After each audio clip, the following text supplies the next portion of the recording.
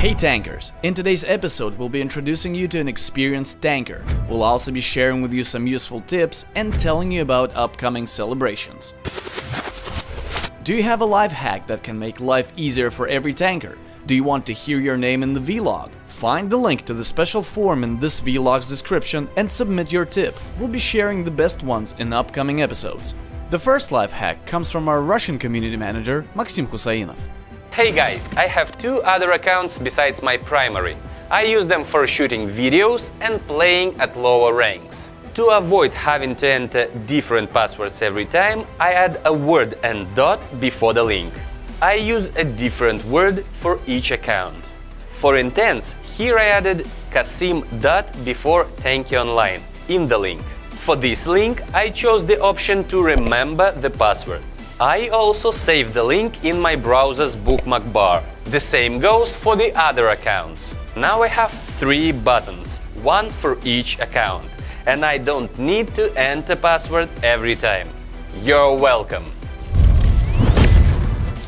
And now let's talk about how to play better. Today's experienced tanker is a well-known duelist, Whiskey, who recently changed his nickname to a more appropriate one. Please welcome Millennium and his gaming tips. Hello tankers, this is Millennium and today I'll be showing you a few tricks with Hornet and Railgun and with Ricochet. Let's start. When playing with Ricochet, keep in mind your weakness, overheating your gun, which will slow down your firing rate. Every single shot you fire counts. Do not hold down the spacebar when using the turret. Instead, only fire your shots when you're sure that you're gonna hit the enemy. And remember, the less frequently you shoot, the less lift up you'll experience when playing on Wasp and Hornet. Now, something about Ricochet's main feature, its bouncing projectiles. Here's how they work. Every time the projectile bounces off an obstacle, it moves up or down to try to hit any enemy tank in its path. It is always best to hit your enemies by bouncing your shots against an obstacle first. Even if the enemy tank is higher than yours, this will still give you a better chance of hitting him, and the unexpected angle will give you an additional advantage. If you like Ricochet and Rio, play for the red team. You can use this point to control the whole enemy base. This is especially useful when both flags have been stolen and the enemy is hiding with your flag underneath the ramp. Now let's talk about the XP format. These tips can be useful for all fans of this format.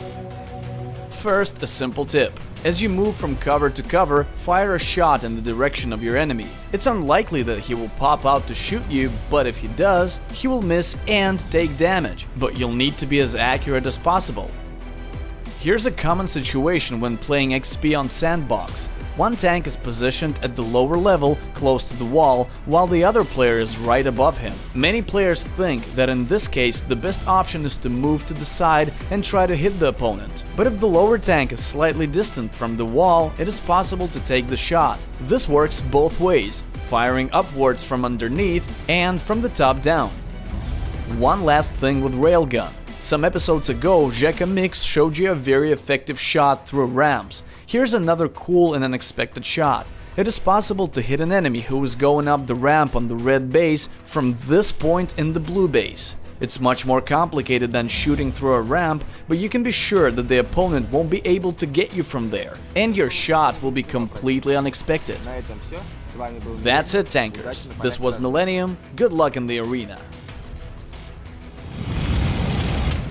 Time for the video of the week. Last time the theme was the skillful use of mines. Let's see what we've got.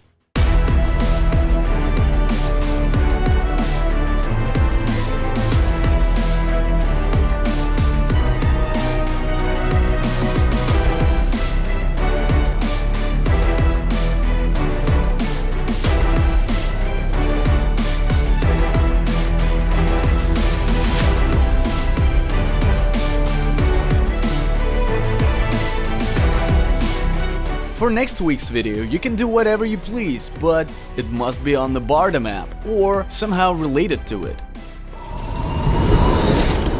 Finally, May holidays are coming back to TO. We have 9 full days of celebrations ahead, with lots of cool stuff happening. Here's what's coming your way. From the 1st to the 9th of May, battle funds will be gradually building up to double. But it wouldn't be a real celebration without the discounts that you love so much. We'll start on day 1 with a bonus to every purchase of crystals, then discount on paints, hulls and turrets. And to keep up the holiday vibe, you'll be able to send special gifts to your fellow tankers. These include 3 badges that you can send anytime during the holidays and 2 special gifts exclusive to the last 2 days of celebrations. So celebrate, play and send gifts to each other. This is it, tankers. Get ready for the May holidays. By the way, we will not be having a vlog next Friday. We've decided to not distract you from the big battle fund. Seriously though, the vlog team just needs a good rest. See you again in 2 weeks' time on the 13th of May.